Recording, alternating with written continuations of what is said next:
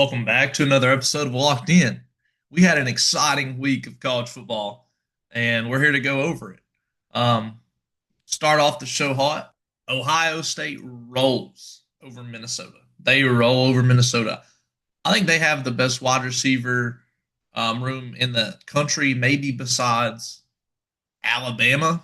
Maybe, maybe. But I mean, that's nothing uncommon.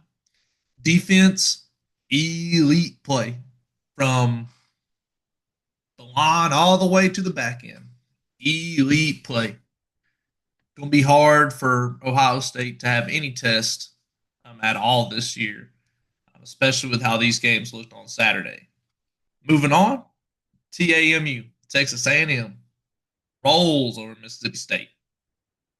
They pass the ball well, and they run the ball even better. Marcel Reed's able to add on to plays, whether it be scrambling or extending the pass with his feet. Very, very good at that. But more impressive, they are able to shut down the deep ball from Mississippi State. I think that talks tenfold about their DB play and their back end. As long as their front end with their pressure rating, I think they are a top three team in the SEC. It's just whether Texas A&M is going to Texas A&M at the end of the year or whether they're going to go undefeated. Pretty much, a lot of room ahead for them to fumble though. So I mean, top three team with talent and play wise, but besides that, oof.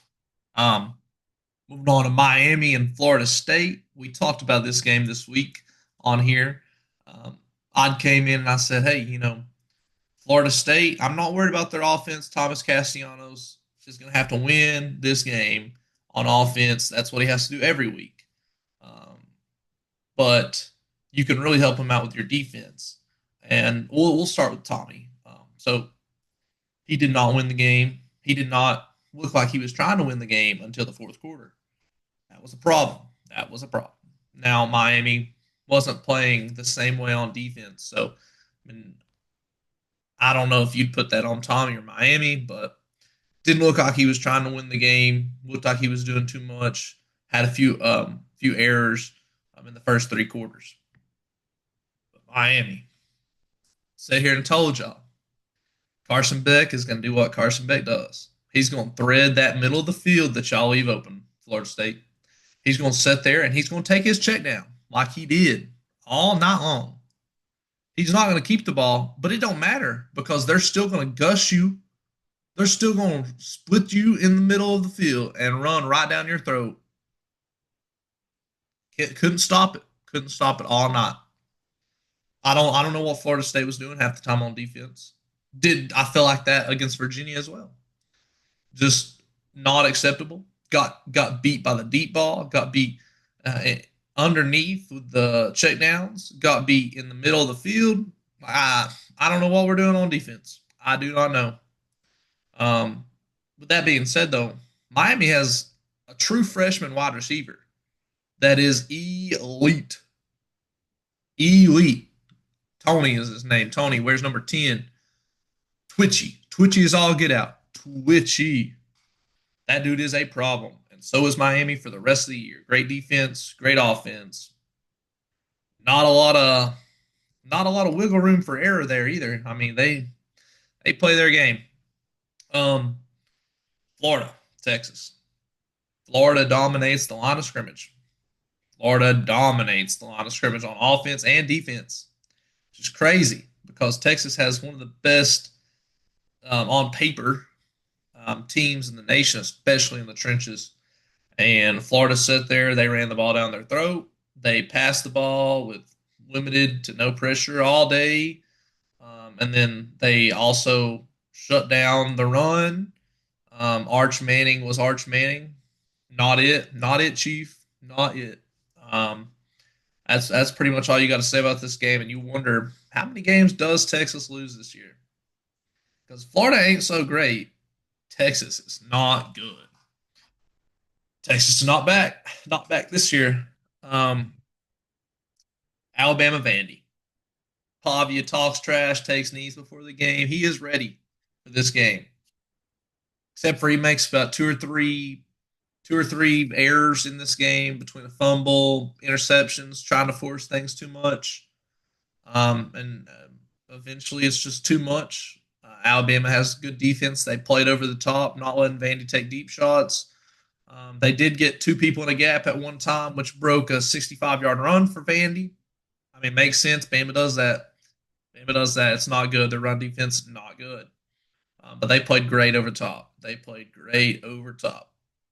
And even better was Ty Simpson, man. Ty Simpson for the second week in a row. You saw it against Georgia. You see it again. That dude can sling the rock. He can sling the rock. There ain't much more to that one. Vandy played hard. There'll be a problem for a lot of teams this year. Bama will be an even bigger problem. Bama will be an even bigger problem. Texas Tech dominates 4-0 Houston on both sides of the ball. People saying, "Oh, well, Houston's probably not that good." They was 4-0 coming into this game. They aren't bad, but they did get dominated by Texas Tech. I think Texas Tech is the front runner, and everybody else would agree for the Big 12. Not much competition in that in that division there.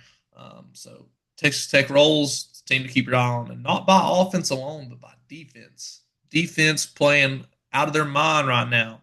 They went out there and bought themselves a football team for this year. That oil money, well spent. Well spent. Going on to the Bulldogs. Georgia rolls Kentucky. I mean, they went to Texas Roadhouse for the rolls that they got out of this game. Um, yeah, Georgia dominates. Kentucky has an early touchdown. Um, that's just some miscues on defense from Georgia. Their young defense. Georgia gets in late in the third. Their second string on defense and offense. Pretty sure it was late in the third or early in the fourth. But you get to see a lot of young guys play there for Georgia. Man, they're already starting young guys, so I think the pressure start or the pressure is. I don't think it's that big of a problem. Kentucky did things to make sure you weren't really getting pressure on the quarterback, weren't getting sacks. They rolled out the quarterback. They ran the ball enough. They did enough things on third down to keep you off of the quarterback. And their offensive line, defensive line ain't terrible. It's not terrible, especially their nose tackle. Thought he played really well. So going back to Vandy, I thought Vandy's D line played really well. Played really well. They have some good guys on that D line. They can also get after the quarterback and stop the run. But Georgia rolls Kentucky. Looks like they did what they should have done. That's all you can say about that game. On to Auburn for them. Kentucky's one of the worst teams in the SEC. So I mean, be that as it may. Iowa State can't. You got Rocco Beck at quarterback. I know you want to pass the ball, but we got to be able to run the ball. Have to be able to run the ball. We was not able to run the ball effectively and efficiently. We also weren't able to stop the run. Um, Cincinnati played just a tougher football game than you did. A tougher football game than you did, Iowa State. Um, Notre Dame, Notre Dame, Boise State, close game, up until halftime.